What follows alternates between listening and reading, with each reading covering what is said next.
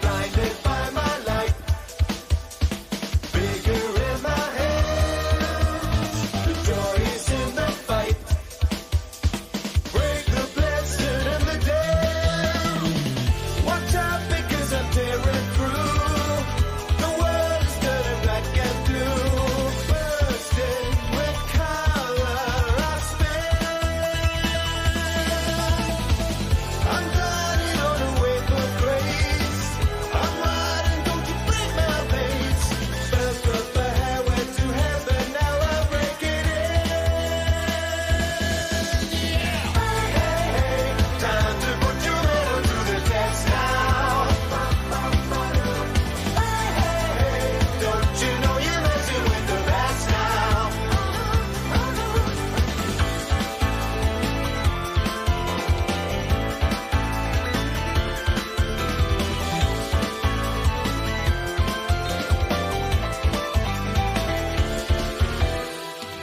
Bloom of 1,000 flowers everywhere, this butterfly. Boom, got a fist of power, you can fight me, but you can't close these eyes. Blinded by my light, bigger in my hands, the joy is in the fight. Break the blessed and the damned. Watch out because I don't hold back. Keep pressing cause I'll never crack. Bursting with color I spin. I'm kicking down the gates of hell. I got you underneath my spell.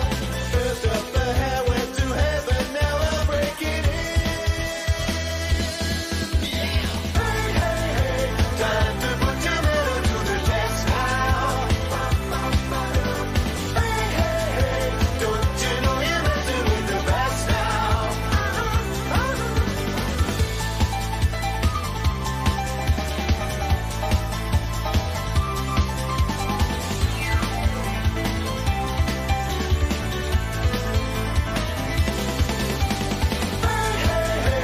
Time to put your metal to the test now. Don't you know you're messing with the best now? Time to put your metal to the test now. Don't you know you're messing with the best now?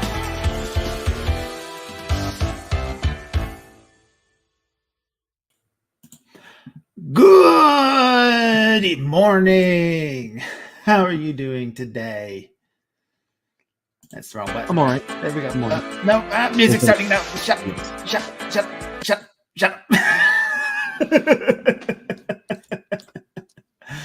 Hello, chat.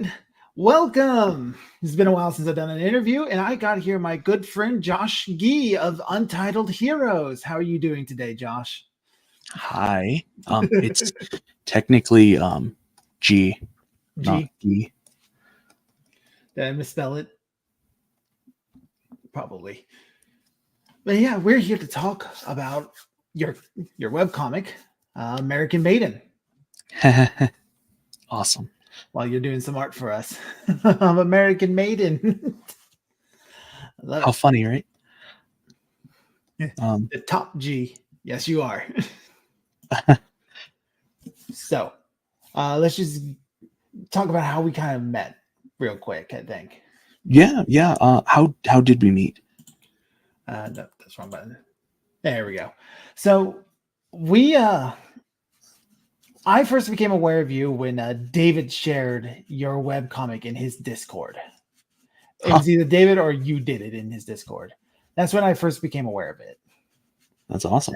Yeah, and I looked at it and I went through it, and it's like, I like this. I like the comedy of this. I like how the poorly drawn style at the time kind of like laid into the humor a bit. The what style? It was very amateur art style, and the very, very first styles. Like it might have been like your first thing. Oh, it was low. Yeah, it was low effort stuff. Low. If you don't mind me sharing an anecdote, I guess. Yeah. When my co-creator night, Mara approached me about making this parody comic. I was uh, I was a much cleaner man back then. I was appalled by the subject matter. I thought the superheroes were cool, but I wasn't interested in making anything too dirty, especially not for some weirdo I met online. But we talked about it for a long time, and I wanted to make superhero stuff. I've always loved superhero stuff. So yeah, going into this project, there actually isn't a lot of love in the first chapters. I'm just doing this as a thing for a friend, really. But yeah, my heart wasn't really in it. We made a lot of goofy stuff, really. Yeah, a lot of the early comics is a lot of one-off like comic strip gags. Yeah. I've kind of giving that up in favor of a more serious story now that I'm kind of the one leading to charge. So what changed your heart then? What made you want to take this way more serious? I realized just how much time and effort I had wasted into Maiden, and I was like, I ought to start making it look good if my name's going to be on it. Yeah.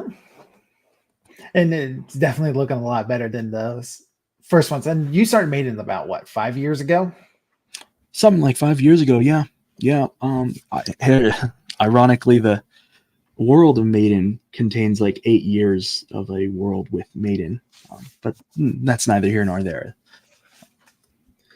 All right. So you said you had a co-creator. Who's the co-creator again? Well, she usually goes by the name of Night Mara. Night Mara Sticks. She's erotically motivated, to say the least. We met on DeviantArt, or like I like to say, we met on a porn site, most likely. That's pretty much what it is, yeah. Yeah, these days especially. But I was young and impressionable, and she, we just got reconnected. We had similar interests in superheroes. You okay? Yeah, that was just fun. I was young and impressionable. Yeah, like I was going somewhere. I was. Before I worked on American Maiden, I was trying to bring a fantasy world to life. It was called Norn. And Norn featured a cute little blonde orc by the name of Orkinia, who's based off of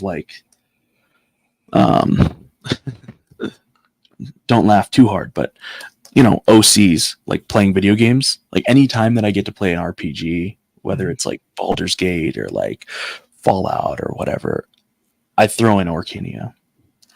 So Orkinia is your video game character. Yeah, more or less. And eventually, I just found it quite boring and difficult for me to write a fantasy world. So I gave that up, and yeah, that's basically moved to make full time.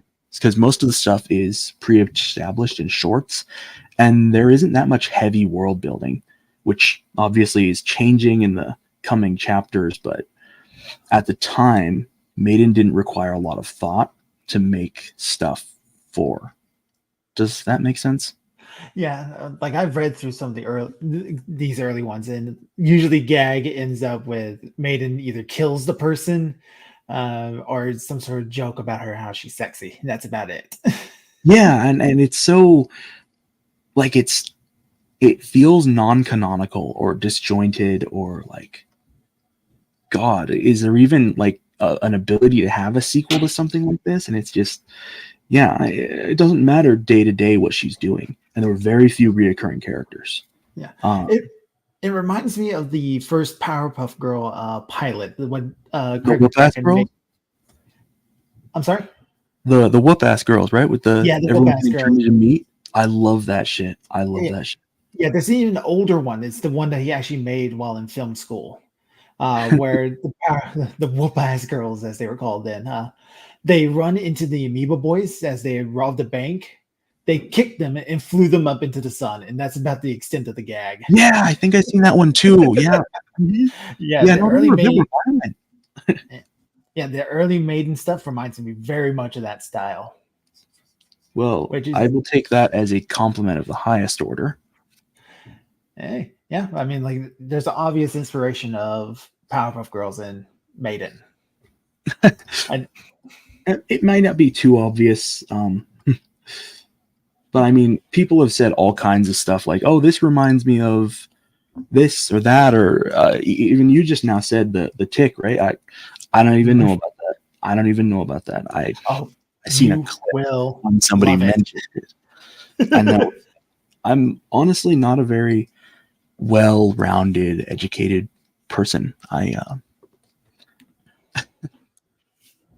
I waste a lot of time not researching, and then when it comes time to research, I try to binge, and then even then, call me cheap, but yeah, I don't end up spending a lot of money into my research, so I don't end up buying a lot of shows or getting subscriptions, so I can watch things that probably would help for the research side of things. But I digress. I should stop talking. Go ahead. No, like we're here to do the interview. So let's see here. So what sort of personality would you say Maiden has now in the more now that we're getting more canonical with her comics? Right. No. If any of you have seen the Wasp from Avengers Earth's Mightiest Heroes, which was a cartoon that ran from like 2010 to 2012, I think. Yep, I could be honest, around that time. But I fell in love with Wasp when I watched that show. She was the funniest character. She could just, she was feisty. She was cute. She could be sexy. I mean, it was a kid's show, and they're not trying to, play that up too much. But I mean, she had sex appeal. Yeah. She was the kind of girl you'd want to be friends with. You know what I mean? Yeah. It was hard for her to stay professional. She was just too much sometimes. And yeah, I'd never really seen Wasp in a lot of stuff, to be honest. So for me, this was basically the first time seeing the character. Apparently she's not like that, I guess, in other comics. I don't know. No, the Wasp is typically very serious, kind of standoffish. The Earth's Mightiest Heroes probably had one of the best Wasps just because she wasn't a priss. Anyway, though, I mean, that's a heavy inspiration. I'll also be honest, I've only read so much stuff with Supergirl, but I always feel like she is so great but has so much wasted potential. She always has to play second fiddle to Superman, like no matter what.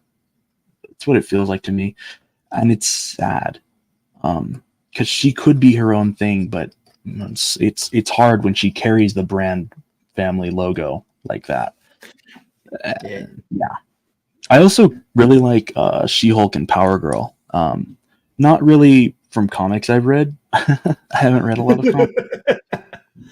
That's my secret, is I've never read a comic book in my life. That's my secret, Stark. I've never read a comic book.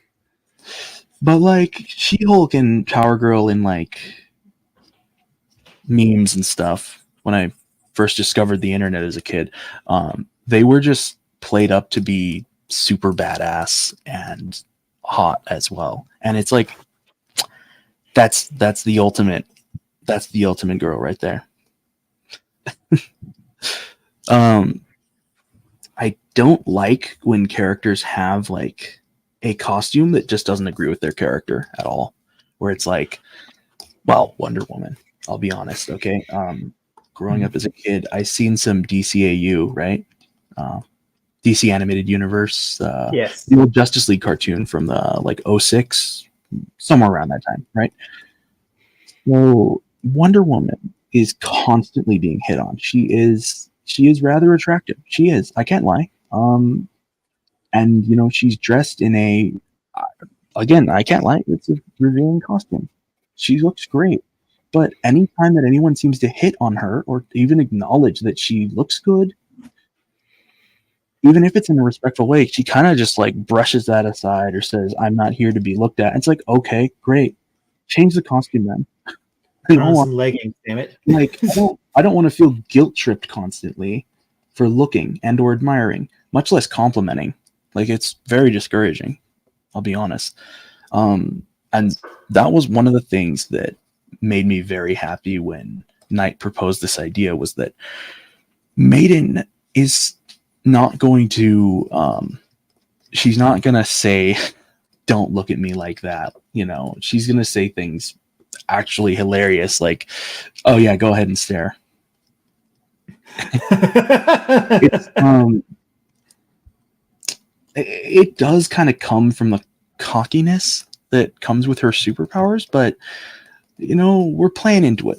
We're playing into the fact that she has these godlike Superman type abilities, and I'm just trying to have fun. We're just trying to have fun. You know, I'm not trying to hurt anybody. I'm not trying to attack comic creators of any sort, professional or not. I try to keep a very welcoming attitude. I'm rather self-negative, even when I'm at my best, but I try not to push that negativity onto other people. I'm mainly just self-critical. I'm talking too much. Did I answer your question? I can't remember. Yes, you did. You're doing Okay, great. awesome. You're fine, man. So Don't worry yeah, about it. She-Hulk, Wasp, Supergirl,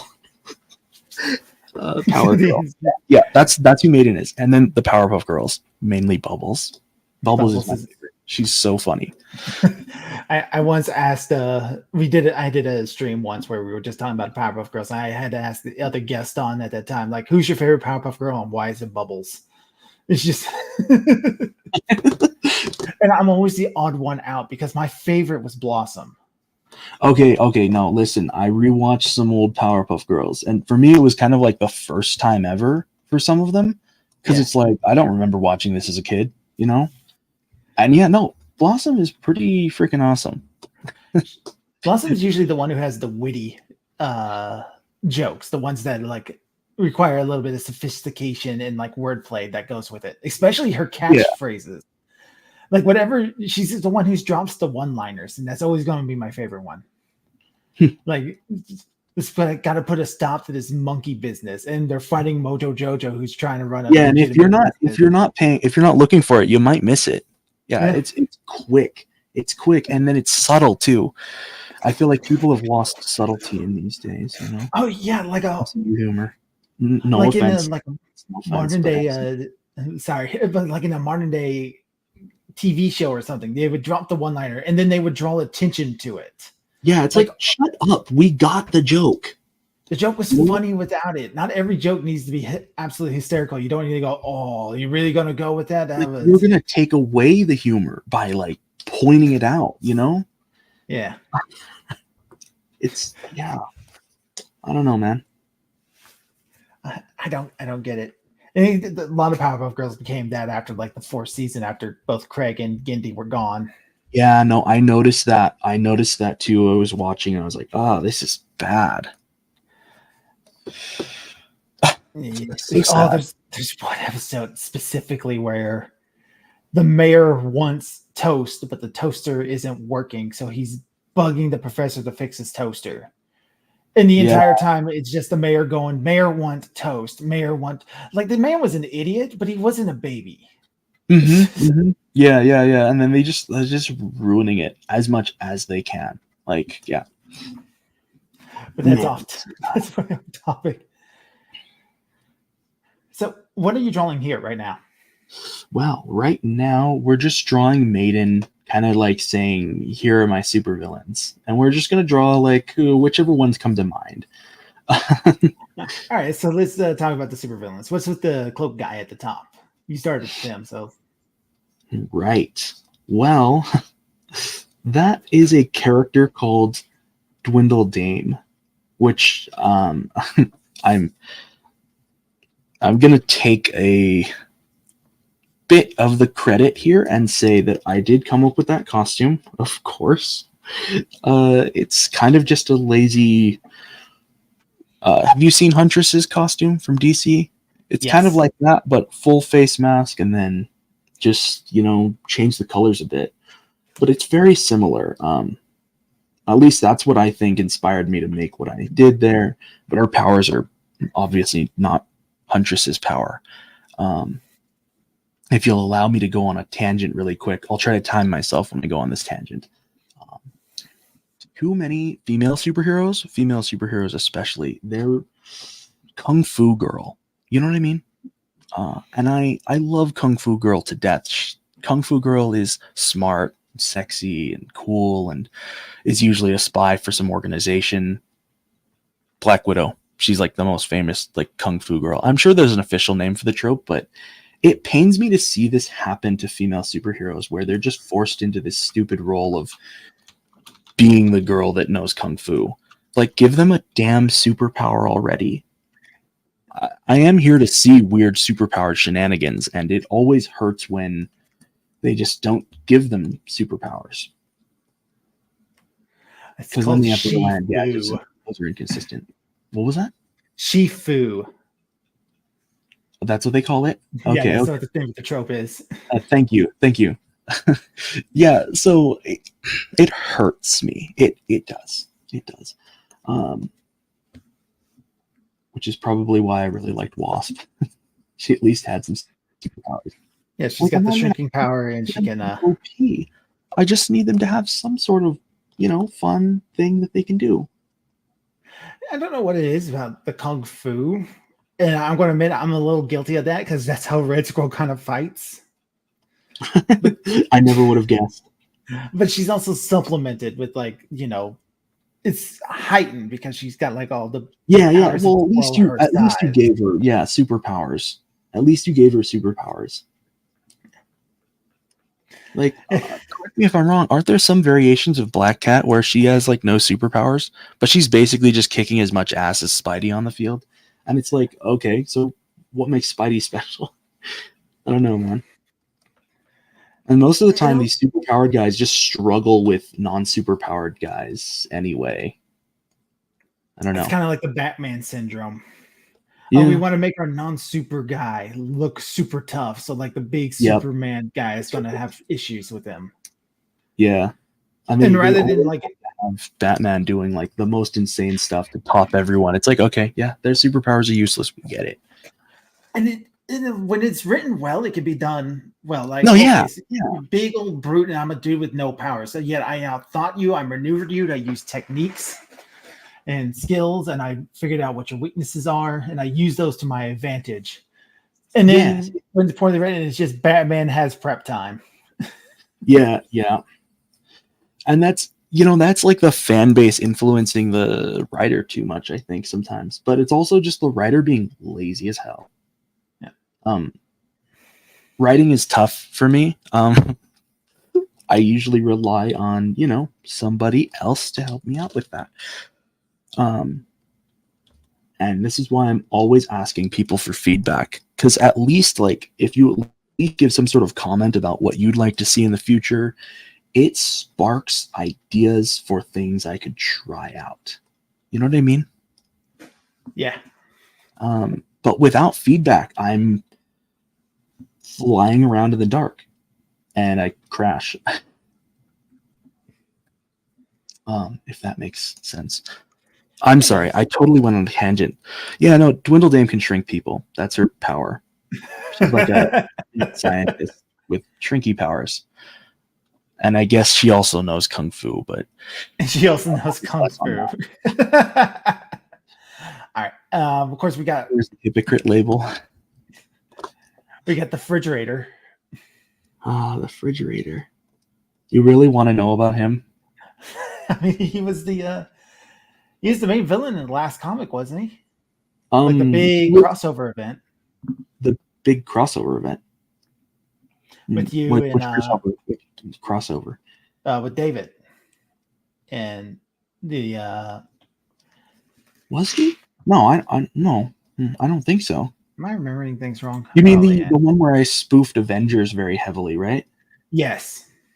That one was Udru, which is my answer to Thanos, particularly MCU's Thanos. Udru is basically just everything that I see Thanos as being. He's annoying. He gets too much screen time and stuff. I have issues. Let it never be said that I'm not opinionated, and Night, if I can just defend my co-creator real quick. She had nothing to do with Udru. I actually made that idiocy all by myself. I'll be proud of it if you compliment it. If not, I'll just hide back under the rock. I'm going to have to go reread the comic again because apparently I just missed stuff straight up.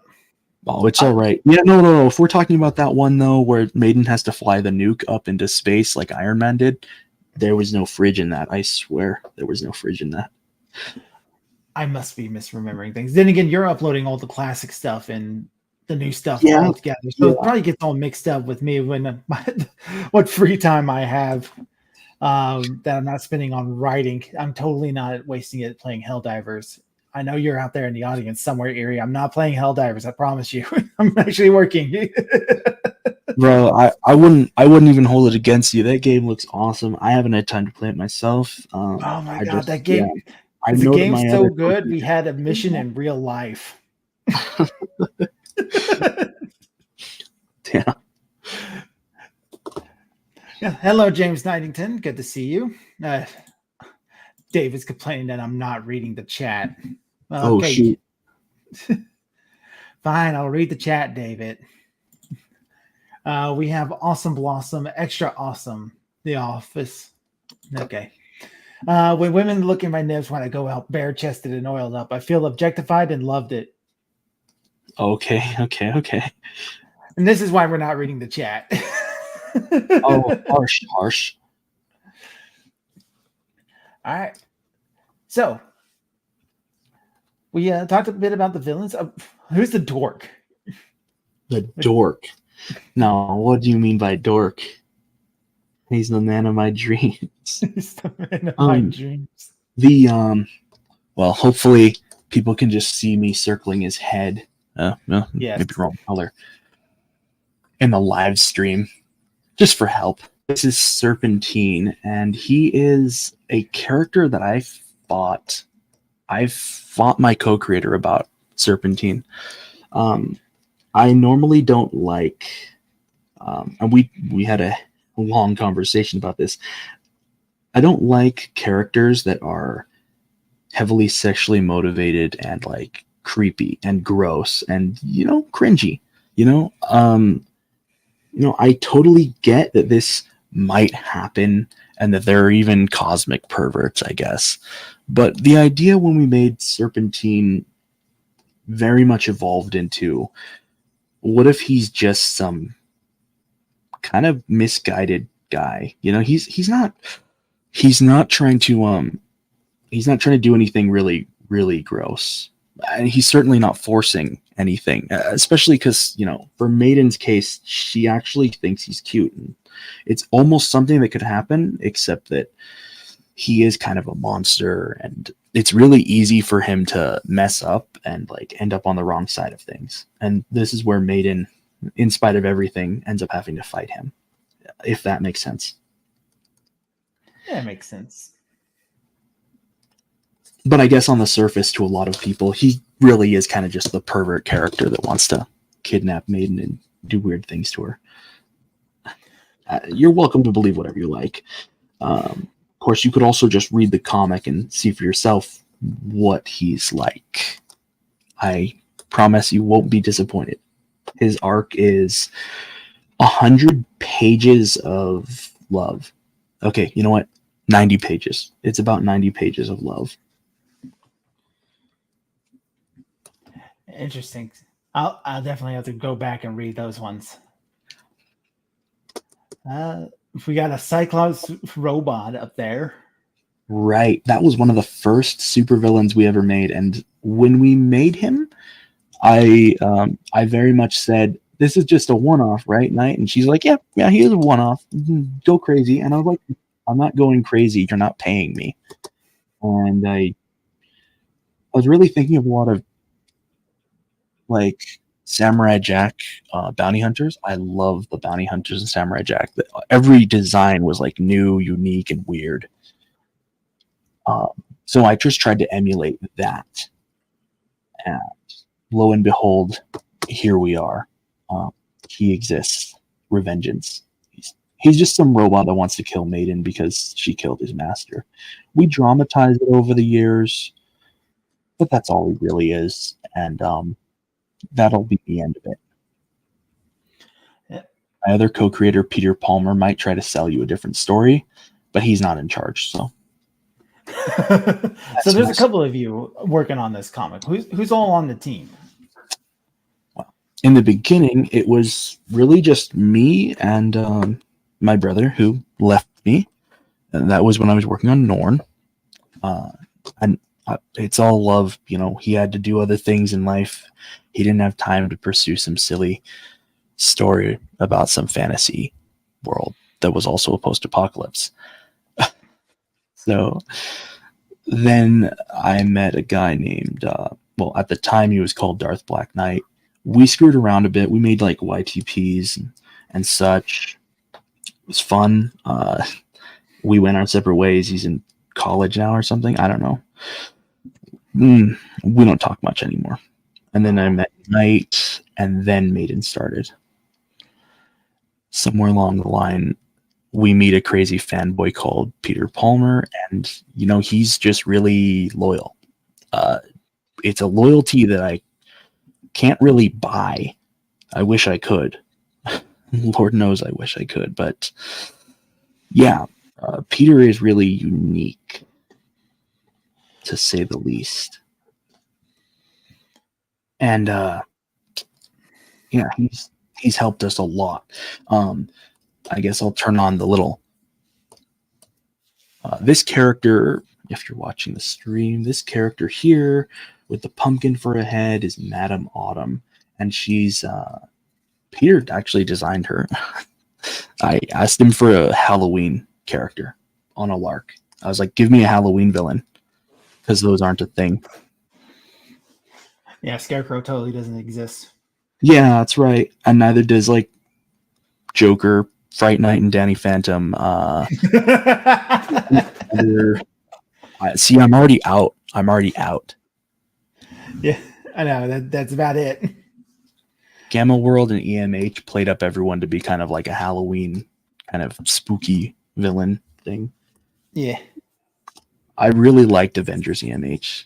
It was like a distilled version of what we got to see in DC Animated Universe, Justice League Unlimited. I have problems with DC.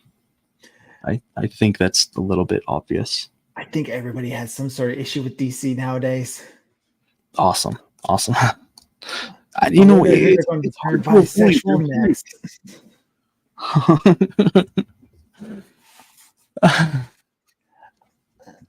Right, so what's up with the pumpkin again? What's her deal?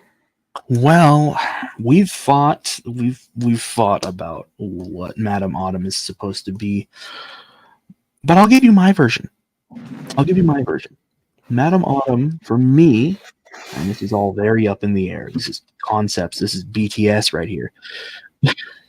Madame Autumn is a Jack Skellington-like figure from a Halloween dimension filled with like monster people. She's kind of like a princess, celebrity, local hero, essentially, among these strange folk. One day, though, very similar to Jack Skellington, even, she got lost/bored, and she wanders into a world, Maiden's world. And, you know, she likes it here. The people are different. The people are weird, even. And, well, like any person in the Maiden universe, she kind of gets infatuated with Maiden a little bit. And yeah, everyone fights for Maiden's time. And so Madame Autumn's way for fighting for attention kind of becomes mind controlling people by putting pumpkins on their heads, or jack-o'-lanterns, actually. She's a fun character. She's had a little bit of spotlight in the Halloween arc we did for Maiden.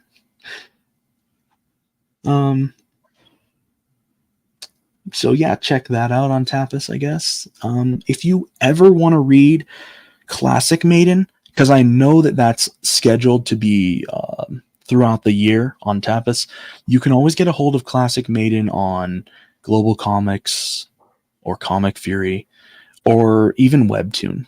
But I hate Webtoon, so please don't use Webtoon. And no, nobody likes Webtoon anymore. And they're still the biggest dog in the game. Honestly, yeah. Well, that's probably what hurts, you know. But yeah, I'll just want to take a moment to warn any creators that want to make comics that Webtoon is not. It's not it, you know. Especially if you're trying to make something that has a few mature jokes, or if you just like drawing boobies. You know what I mean? They will censor you to no end, and you know, when you finally do get subscribers, you will not get to see who they are, and you won't be able to, you know, maybe do a sub for sub. You won't be able to thank them, like by like, you know, saying thank you over a private message or whatever, because you will not know who your followers are. And then when you get comments, you will not receive a notification on site. You will not receive a notification via email. Webtoon just isn't built for creators. It's sad. No, and they'll take it even one step further. The issues they're having with their contracts for originals right now. Yeah, I heard about some of the controversy going on there. It's so They're- sad. They're So becoming shameful. incredibly predatory. And the honest reason for that is probably because the Lore Olympus did so well outside of Webtoons. Yep. Sick though. It's sickening. It's sickening, you know? Yep. Because one of the things Webtoons wants right now is publishing rights. They want the publishing rights for their originals. So you come on there, you get to be one of the big ones. One of the ones that make a lot of money that actually supports all the little guys who can continue to do their thing.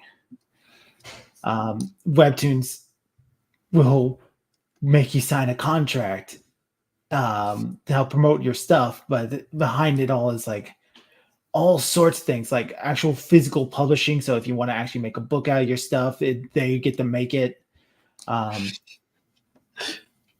And I'm going to be honest, another large part of why contracts with publishing deals are so predatory is because of J.K. Rowling.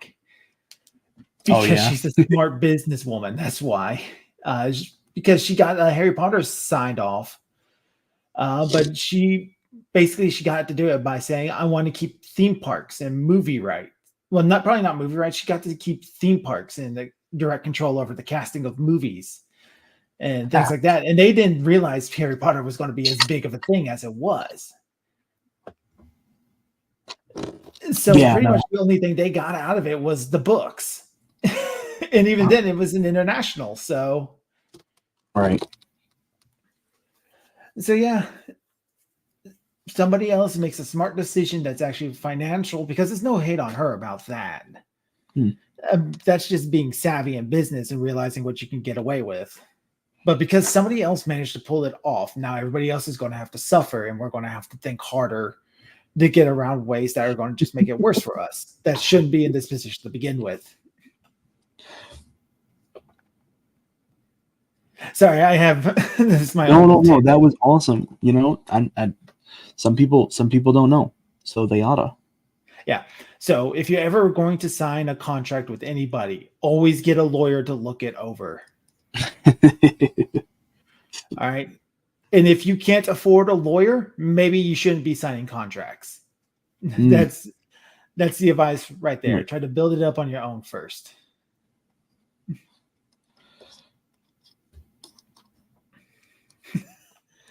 All right, so what are we drawing now? Sounds of ground rules for how spicy you want the drawings on the stream, because I'm actually not sure. No nudity. Okay, gotcha. It won't be then. But anyway, did you have more questions? Oh, I got lots of questions. So give us a basic rundown of Maiden's powers. Like, what can she do? That is an awesome question. It's much like Superman in the 50s, we made up a lot of powers for her.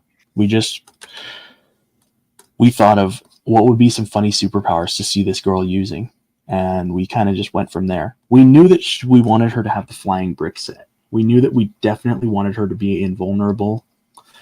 But at that point, we also just went everywhere, especially in what I'm going to just list as year 2 of Maiden.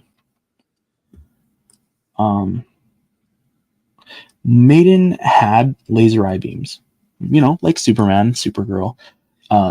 She I'm had the basic definitely ditching setup: those. super What was strength, invulnerability, flying, eye beams. Can she blow hard? that? No, I mean, not as a superpower. How's that sound? Um, Depends on who you're asking. it depends. It definitely depends on who you're asking. Um, well, in all honesty, yeah. We also gave her this weird power because for me, like, I looked up superpowers, right? And I was like, okay, what's a superpower that we can give her that's unique, that's special, that Superman doesn't have, or Supergirl? And trichokinesis is something that came up as a rare superpower. Talked with the team, and it's like, hey, what do you think? Hair powers. That's what trichokinesis is. It's the ability to manipulate your hair. On the more OP side, other people's hair, but Maiden can only control hers. So Maiden has this ability where she can whip around her hair, not unlike, some sort of whip or tentacle weapon. Can also be kind of used like Spidey's web, but, well, not as sticky. So those are some of the powers that Maiden has. She also had this really stupid ability to shrink and grow, and it was so that we could make a one-liner about her using it to enlarge her Breast. her chest. So that was for fun, and that power is not something she actually normally uses. So it's a power we're ditching in the newer continuity, thanks to certain spoiler events. If you're reading the newest comics, I don't want to spoil it. But yeah, she doesn't have some of these powers anymore. So yeah, and we're also trying to ground her a little bit and take away some of her abilities, mean as that might be. So you're trying to depower her just a bit. So she can work with other heroes and not have it look pathetic on their part. Because the style of the stories are changing. It's no longer just like, here's this overpowered, quite frankly, Mary Sue character get into some funny situations. Now we're going to actually have her. I'll take slight offense at the Mary Sue bit, but we can talk about that later. It's more you're making fun of the trope than it actually being the trope from what I've read. Of course, this is just how I read it. Yeah. This is the death of the author sort of style conversation. The death of the author. Oh my gosh, those conversations always get real interesting. Okay, what did the author mean by this? It's like, well, did the author pull it off? It's the counter question. To understand the author is to understand God. No, I think the author was just on pot. Oh yeah, no, there's that too. Which can seem pseudo deep, and then it's like, oh, but what does it mean really? Oh, you just don't understand the themes. Yeah, that's what it is.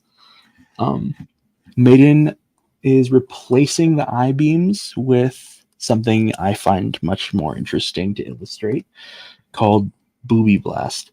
Now, listen, for the longest time, it has been illustrated as her blasting energy out of the star on her chest, not unlike Iron Man. I will change this in future issues, though, so that it looks more like it's her boobs blasting off energy, and if that makes sense at all. So yeah, we have a lot of ideas, and overall, I really just want to say I try to make this very sex positive. I want it to be a very happy, light show that requires very, very little investment. I'm not trying to rope people in for 12 filler seasons of madness. You know what I mean? Yeah. Yeah, I absolutely understand that. You're trying to tell an actual series of stories of what's going on. And I kind of have that issue with what I'm doing with Red Squirrel. Because you want something that's more of a series and not like a bunch of standalones. Yeah, right now we're doing the Not squirrel shorts, hop and out that's every just time. more to yeah, we're doing the squirrel shorts right now, which that's just to Mhm, yes. introduce you to the character. And the idea with that is like that's year one of her back in Mapleville. That's her year one as a standalone, full-fledged superhero. And so when we actually start with Red Squirrel number one, that's going to be like her almost a year after she's returned. She's back in power. Um, back in power, that's probably the wrong set of words, but she's kind of doing her thing as a superhero now. Yeah, she's established herself at this point. Yeah, that's awesome. That's awesome. You got to have the um you got to have those, where you just establish the character going forward. It's really hard to juggle a big plot alongside some sort of um something else. Yeah. Just establishing the character. I've Yeah, read I've read a little bit of like old Marvel 60s comics, like the first issue of Iron Man, the first issue of Hulk, first issue of Thor, Spider-Man, all that. That's what I try to study. I'm very inspired by like Marvel Silver Age. yeah, and all those old comics, especially from the 60s, they were standalone stories. There wasn't a lot of multi-issue arcs. Yes. We weren't writing for the trade. Each story, start to finish, one and done. That's right. Maybe it might be a multi-part, like a 3-part special to celebrate coming up to like the 25th issue. So we do something a little bit bigger. Yeah, and there's plenty of carryover from issue to issue, but if you just picked up an Iron Man off the magazine rack, you'd get to know who like Pepper and Happy and Iron Man are pretty quickly, without having read a single Iron Man issue in your life. They give good recaps in those old ones, Yeah. And if ever something from an older comic shows up, editor note, oh, this was in Iron Man number 3. Go read that if you get the chance. Yeah. Those were always fun. Oh, yeah. And I mean, Marvel didn't have its big crossover event until Secret Wars. That was like its first real big one. Yeah, they had some weird stuff going on. Even so, I mean, the X-Men randomly fight the Avengers within the X-Men's first 10 issues, I think. Yeah, but the Avengers were also D-list back in the day. They were That's what? the thing. We live in this weird time where the Avengers are the A-list team. Back in the day, Yeah. the Avengers were not the big dogs. It was the Fantastic Four. Yeah. The Fantastic Four are great. They're really unique. They really are. Yeah.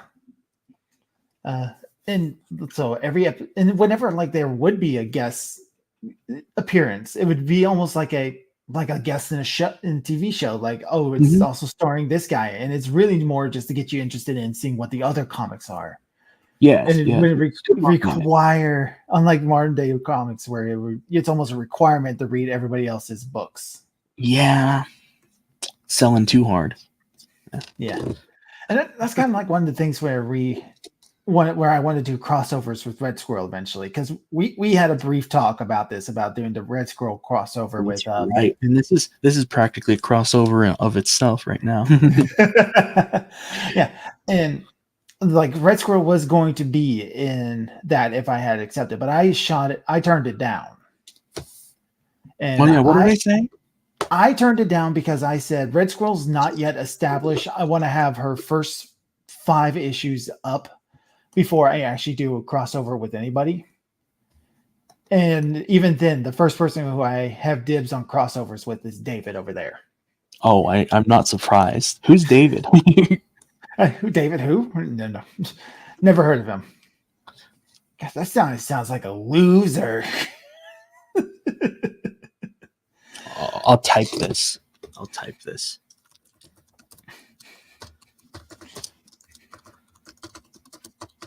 I'm mistyping it. That's fine. I can't write either. It's really strong. It's really small, dude. No. Read abnormals. There we go. Oh, shoot. Give me a moment. There we go.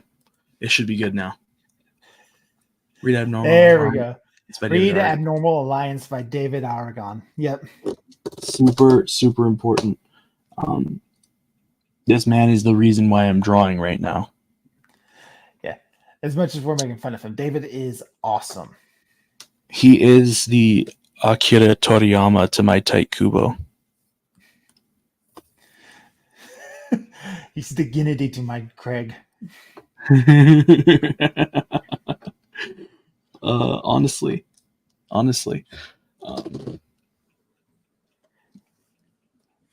Seriously, Abnormal Alliance is a great webcomic. Everybody should go read that. No, really.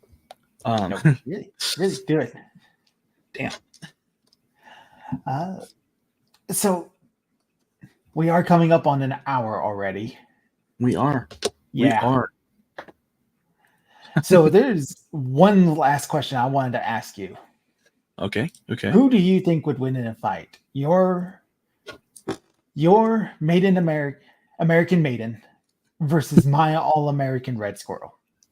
You can just call her Maiden if you like. That's totally fine with me. I don't like using her full name unless she's in trouble. Wow, that is such a tough question, in all honesty. Oh, how long do you want me to draw this one out so that the stream becomes 2 hours long? How much of a statement do you want? I mean, I'm fine with it. Do you want a serious answer? Do you want... It's just a tough question. Well, in all honesty, I would actually say that Maiden is normally just opposed to fighting in general. You know, she's a pacifist. Oh, this is going to be the fun part because Red Squirrel loves fighting. Yeah. So, I mean, if that's the case, somebody who actually wants to fight, somebody who doesn't really want to fight, you know, I think that's easy enough. That's a death battle level logic right there. Yeah. Yeah. Oh my God. I mean, yeah. What else are you gonna say, right? Yeah. That's like it's I don't know. It's like apples and oranges. Oh my gosh. I mean, like, as Depends on how the writer wants to write the crossover issue. I guess that's the answer for every crossover fight. I think Stan Lee said, well, it's going to be whoever the writer wants to win. I mean, you could also argue, well, not really, but you would also try to argue, say, the audience's input. But really, unless this is a live show where we're having two cosplayers dress up and just punch each other out, oh, that sounds like a fun which time. I would pay to see. Yes. Well, I think it isn't up to the fans. It is more up to the writer. You know, I'm thinking of a comic or cartoon crossover, and that's pre-made. So it's whatever the writer decided in the big planning room, I guess. Because, well, taking her pacifism out of it, because she's not going to want to fight unless she has to. And while Red Squirrel likes to fight, she's not some off-the-wall, unhinged psycho. Right. She's not here to just fight for the sake of fighting. No, she's here to fight for justice. So just getting the two to fight in general would be the hard part. Well, Maiden actually finds herself on the wrong side of the law plenty of the time. There's also the period of supervillain. different dimensions, because Red Squirrel takes place in the 90s. Oh, I don't have, I don't like anchoring my things to time. You know what I mean? Mm-hmm. Contemporary or otherwise. So in the case of Maiden, it's more like this story takes place whenever you need it to, whenever you think it's applicable. It's not really in our world. It's not ever meant to fit into our world. Marvel was huge about trying to fit things into their world. At least, you know, back in the day. Yeah. They wanted to root things to reality. And that was a cool thing. It was interesting, but To be honest, I don't care very much about doing that for my own series. The reason why we got Red Scrolls set in the 90s is because Erie likes drawing old technology. That's kind of a vibe with her. So it's like, all right. So She's this also was an got a artist fascination. thing. Yeah. That's very interesting. Here's another thing. Erie is younger than me. She wasn't born in the 90s like I was. How funny. I know. So she's got an obsession with like that, like people from the 90s liking the 80s sort of style, which is about the same amount of time when she was born. She's just like, she keeps calling me old and it bugs me. Dang. Dang. So this is a bit more nostalgic for me, remembering a time where things were better. And a little bit of fun for her to get to draw a bunch of old stuff. Old stuff, yeah. The 90s. And also solves a problem I was having with like level of technology. Is like, why wouldn't they just use cell phones on things? Oh yeah, no, I hate that. Technology ruins superheroes. Technology ruins super spies. All right, that too, actually, low key, because you start having to amp up the tech that's available to the spies, and then it's like you have to think of weird technology for them to use. When's the last time you've seen somebody use cell phone blockers in a show? Because this stuff exists. There's jammers just for everyday use of cell phones.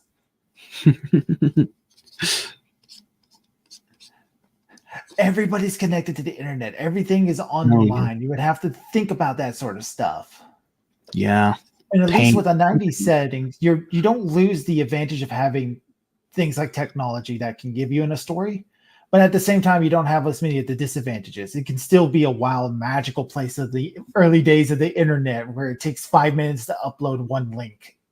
Yeah, that's right. That's right. I do apologize for my sloppy line work.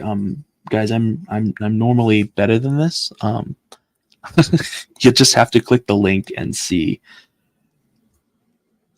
These are speed sketches, though. I do hope that they look good enough to get you interested, though. You know what I mean? I mean, I'm interested. Thank you. Proton Stalker, 5 minutes. That was fast. Were you counting how long it took him to draw this? Dang. Thank you. But no, I mean, like, I am interested in the crossover eventually, and I'm going to be honest. I don't think our two characters are going to get along very well. That is great. I mean, I do try to build Maiden to be as agreeable as she can. And that is actually for the sake of crossovers.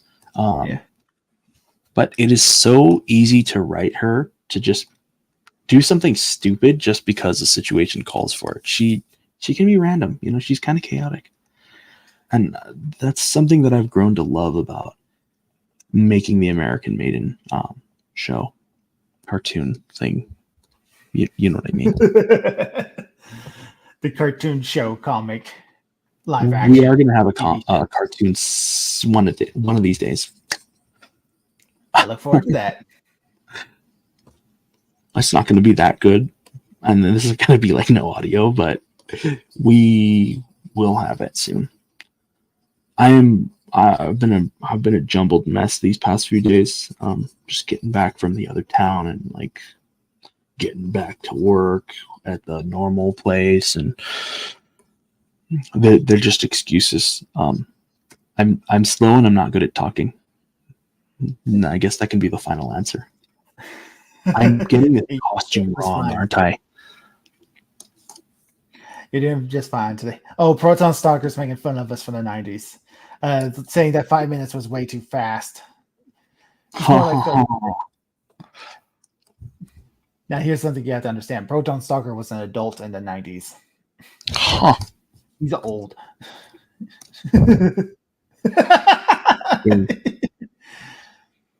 Oh, I ain't here to say what my age is. I don't want to be labeled with old if that's old.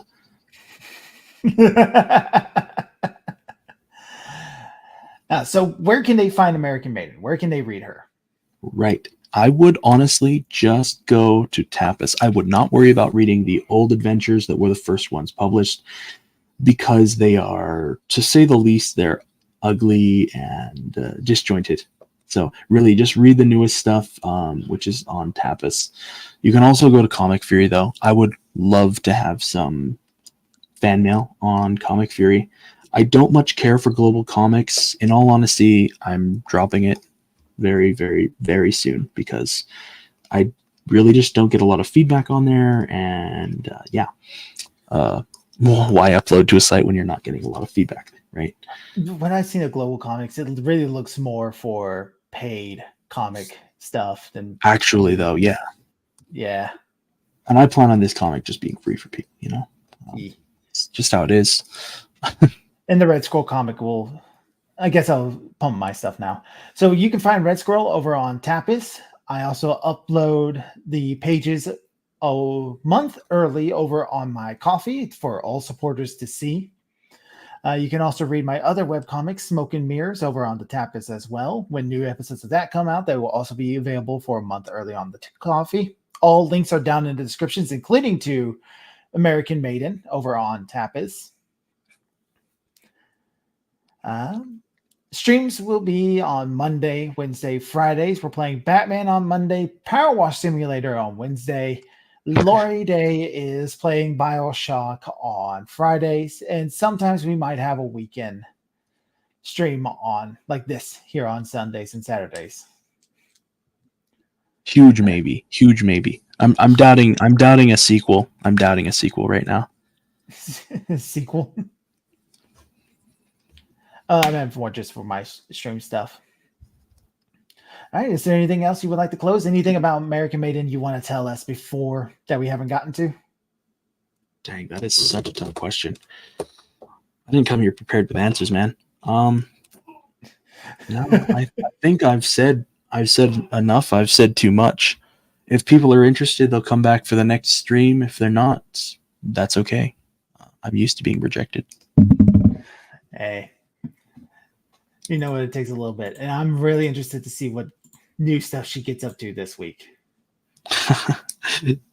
Yeah, I've moved to a slower update stage where I'm like 1 week at a time instead of daily.